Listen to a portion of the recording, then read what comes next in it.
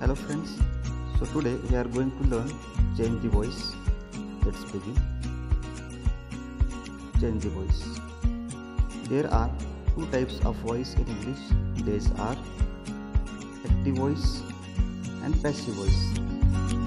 Formula of active voice is subject plus verb plus object, and the formula of passive voice is object plus helping verb plus V3 plus by plus subject. Let's take one example. Active voice. John repaired the cycle. This sentence is converted into passive voice, and the answer is the cycle was repaired by John. बघा विद्यार्थी मित्रांनो, तुम्हाला सर्वप्रथम subject verb आणि object हे ओळखून घ्यावं लागेल. हे ओळखून घेतल्यानंतर तुम्हाला त्या वाक्याचं पॅसिव्ह व्हॉइसमध्ये रूपांतर करायचं आहे. पॅसिव्ह व्हॉइसचं सूत्र दिलेलं आहे object plus helping verb plus V3 plus by plus subject. John repair the cycle.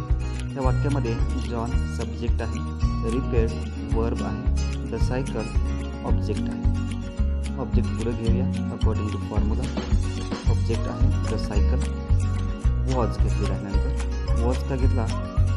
कारण जॉन रिपेअर्ड दी सायकल ही वाक्य सिंपल पास्ट टेन्समधलं आहे.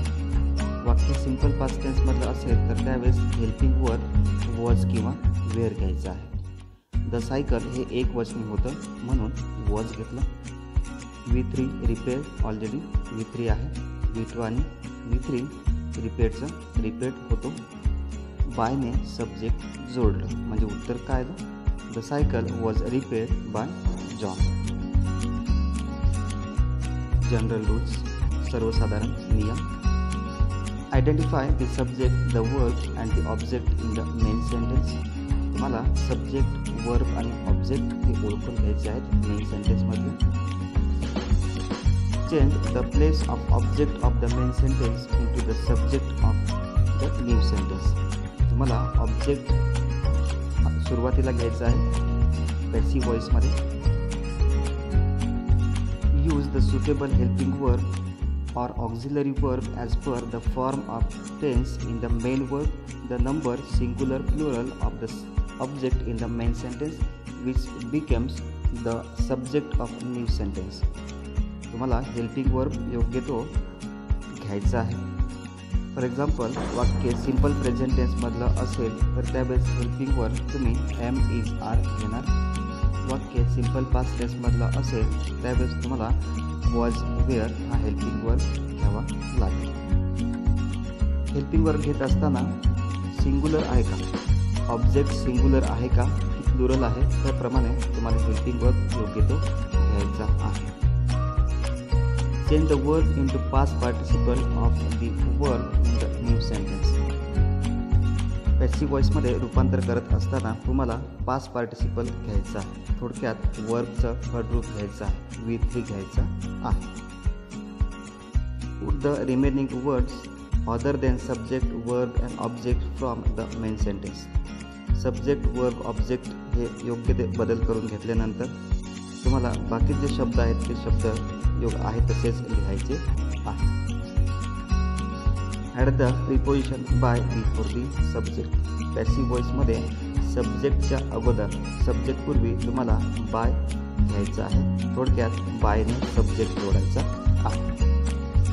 Change the subject of main sentence into the object of new sentence. तुम्हाला subject change करायचा आहे. थोडक्यात subject pronoun असेल तर त्यावेळेस तुम्हाला त्याचा द्वितीय घ्यायचा आहे. आय असेल तर आयच्या बदल्यात मी घ्यायचा आहे. वी असेल तर वीच्या बदल्यात अस घ्यायचा आहे. Use being after helping verb if main sentence is in continuous tense. Active व्हॉइसमध्ये जे वाक्य दिलेलं आहे हे वाक्य हे कंटिन्युअस टेन्सचं वाक्य असेल तर त्यावेळेस तुम्हाला बीइंगची रचना करायची आहे. थोडक्यात हेल्पिंग वर्ब नंतर बीइंगची रचना करायची आहे. कशामध्ये? पॅसिव्ह व्हॉइसमध्ये. Use been if main sentence is in perfect tense. वाक्य परफेक्ट टेन्समधलं असेल तर ॲक्टिव्ह व्हॉइसचं पॅसिव्ह व्हॉइसमध्ये रूपांतर करत असताना तुम्हाला बीनची रचना करायची आहे. Useful chart for change the voice हा प्रोनाऊनचा चार्ट आहे. Active voice, passive voice. Active व्हॉइसमध्ये आय असेल तर आयचा द्वितीय मी घ्यायचा आहे आणि मी हा बायने जोडायचा आहे. वी, ॲक्टिव्ह व्हॉइसमध्ये वी असेल तर अस घ्यायचा आहे. यू असेल तर यूज ॲज इट इज घ्यायचं आहे. ही असेल तर हिम घ्यायचं आहे. शी असेल तर हर द्वितीय घ्यायचं आहे आणि बायने जोडायचं आहे. इट असेल तर इट ॲज इट इज घ्यायचं आहे. दे असेल तर देम घ्यायचं आहे. Verb tenses used while changing active voice to passive voice. The rules for using auxiliary verb for passive voice is different for each tense. जे टेन्सचे मुख्य 3 प्रकार आहेत: प्रेझेंट टेन्स, पास्ट टेन्स आणि फ्युचर टेन्स. जे मुख्य प्रकार आहेत याचे 4 उपप्रकार आहेत.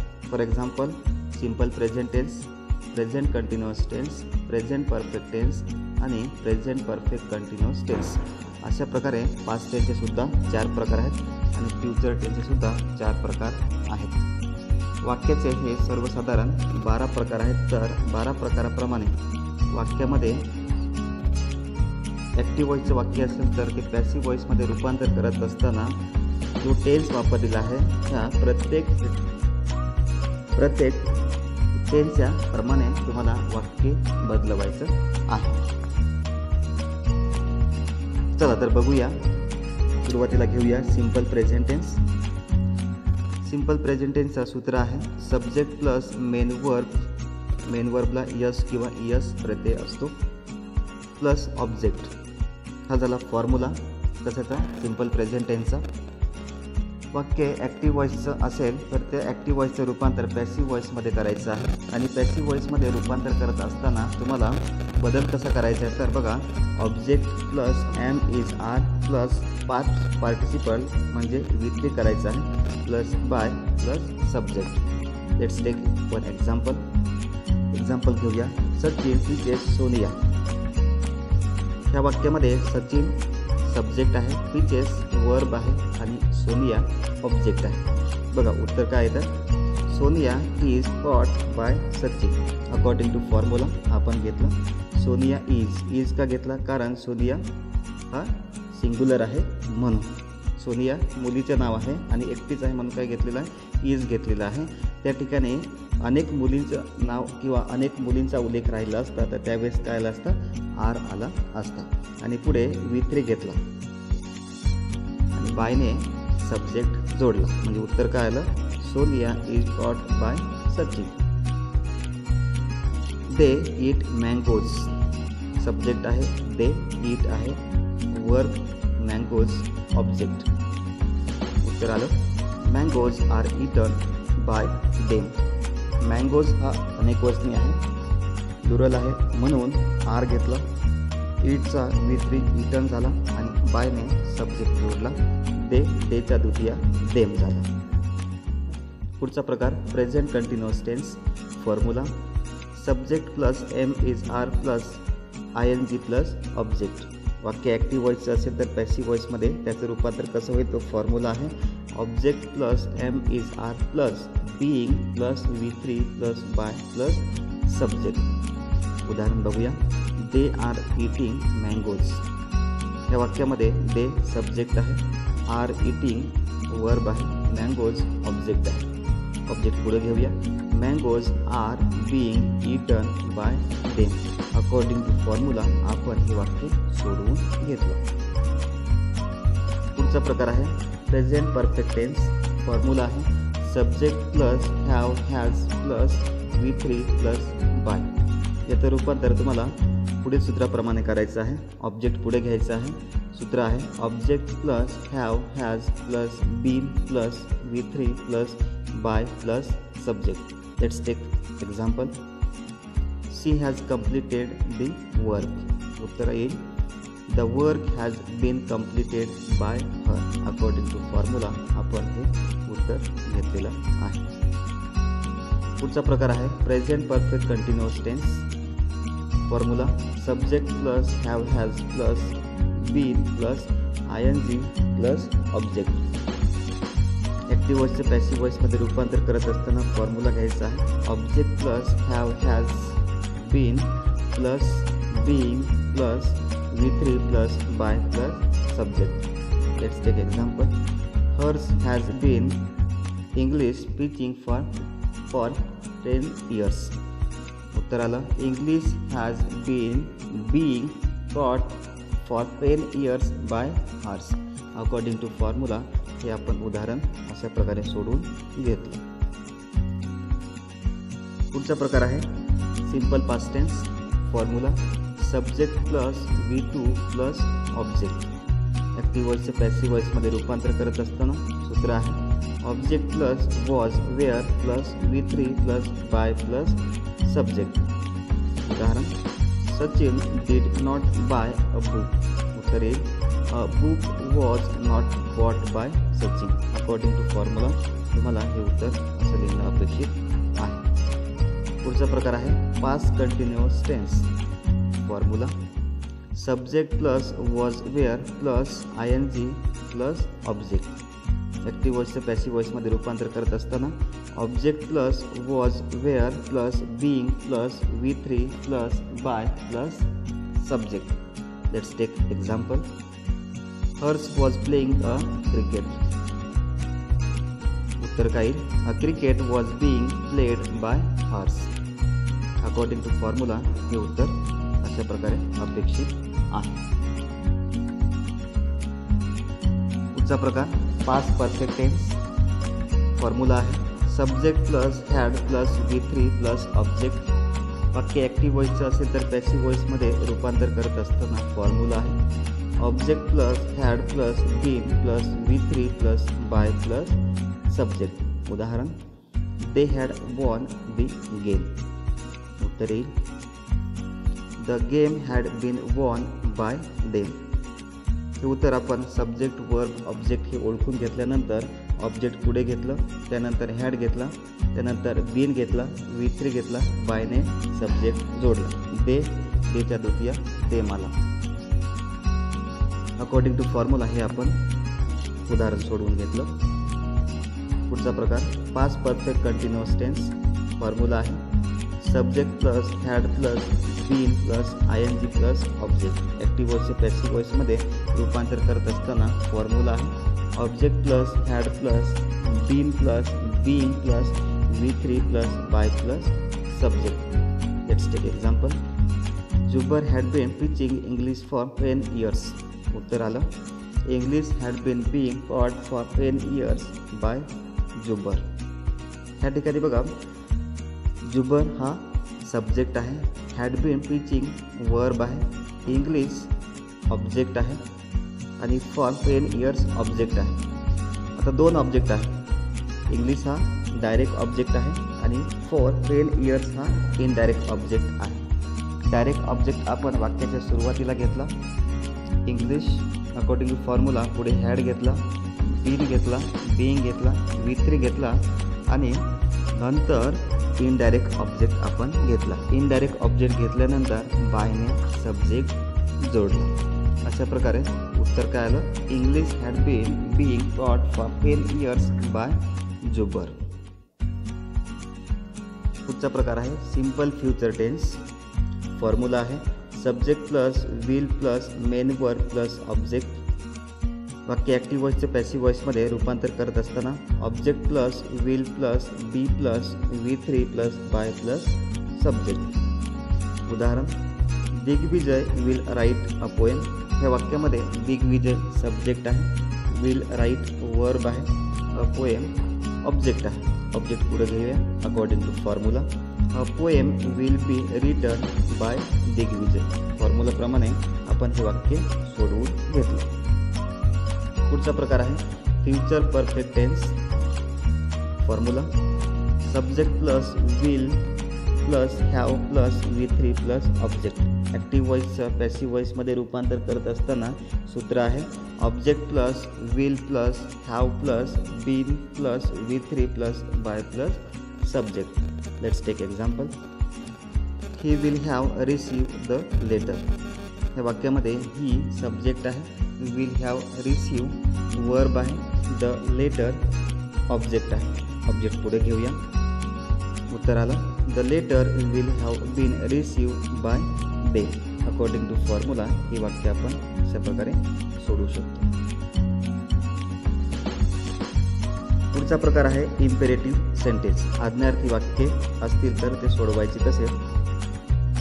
If the given sentence in the active voice is the imperative form to get the passive voice use let. Imperative सेंटेन्सचे वाक्य असेल तर ॲक्टिव्ह व्हॉइसचं पॅसिव्ह व्हॉइसमध्ये रूपांतर करत असताना लेटने सुरुवात करायची आहे. Let's take example. उदाहरण आहे क्लोज द डोअर. उत्तर आलं let the door be close. लेटने सुरुवात केलेली आहे. ऑब्जेक्ट पुढे घेतलं. ऑब्जेक्ट कोणतं आहे, द डोअर आहे. बीने वर्ब जोडला म्हणजे उत्तर काय आलं let the door be close. How to change the voice of question. समजा प्रश्न असेल तर त्याचं आपल्याला ॲक्टिव्ह व्हॉइसमध्ये रूपांतर कशा प्रकारे करता येईल. ॲक्टिव्ह व्हॉइसचं पॅसिव्ह व्हॉइसमध्ये रूपांतर कसं करता येईल ते आपण बघूया. Helping verb. If the question in active voice being with helping verb like am, is, are, was, were, will, have, should, then could. The passive voice must also being with a suitable helping verb. These are, for example, can we change the curtains. उत्तर आहे can the curtains be changed. थोडक्यात helping verb as it is असतो. Helping verb नंतर आपल्याला object घ्यायचा आहे आणि बीने सब्जेक्ट जोडायचा आहे. पुढचं उदाहरण आहे should Vikram have an injection. उत्तर येईल should an injection be had by Vikram. should as it is घेतला. पुढे आपल्याला ऑब्जेक्ट घेतला आणि ऑब्जेक्ट नंतर आपण विथ घेतला आणि बायने सब्जेक्ट जोडला. WH क्वेश्चनचं वाक्य असेल तर if question begins with WH or how form like for when, who, why, how, the passive voice must begins with the same. When did Padma shut down the computer. उत्तर येईल when as it is असतो. when was. आता वरचं वाक्य आहे हे वाक्य उदाहरण सिंपल पास्ट टेन्स आहे म्हणून did आहे. didच्या बदल्यात was आला. when was. हेल्पिंग वर्ब नंतर आपण ऑब्जेक्ट घेतला. ऑब्जेक्ट काय आहे द कम्प्युटर शट डाऊन बायने सब्जेक्ट जोडला. सब्जेक्ट काय आहे पद्मा आहे. Let's practice. आता आपण जे समजून घेतलं विशिष्ट उदाहरणाच्या सहाय्याने किंवा जे अनेक प्रकारचे फॉर्म्युला आहेत त्या फॉर्म्युल्याच्या आधारे आपण समजून घेतलं चेंज द व्हॉइस म्हणजे काय. चला आता आपण प्रॅक्टिस करणार आहोत. Leena drop the spoons into the sink. उत्तर येईल the spoons were dropped into sink by Leena. पुढचं उदाहरण द पीपल इलेक्टेड हिम. उत्तर आलं he was elected by the people. I receive the prize. उत्तर आलं the prize was received by me. He writes a letter. उत्तर आलं a letter is written by him. शेवटचं उदाहरण आहे दे ईट मँगोज. उत्तर आलं mangoes are eaten by them. अशा प्रकारे तुम्हाला चेंज द व्हॉइसचे वाक्य घेऊन प्रॅक्टिस करायची आहे. अकॉर्डिंग टू फॉर्म्युलाज तुम्हाला ॲक्टिव्ह व्हॉइसचं पॅसिव्ह व्हॉइसमध्ये रूपांतर करत असताना फॉर्म्युलाच्या आधारे तुम्हाला ॲक्टिव्ह व्हॉइसचं पॅसिव्ह व्हॉइसमध्ये वाक्य कन्वर्ट करायचं आहे. आय होप दॅट की तुम्हाला चेंज द व्हॉइस समजलं असेल.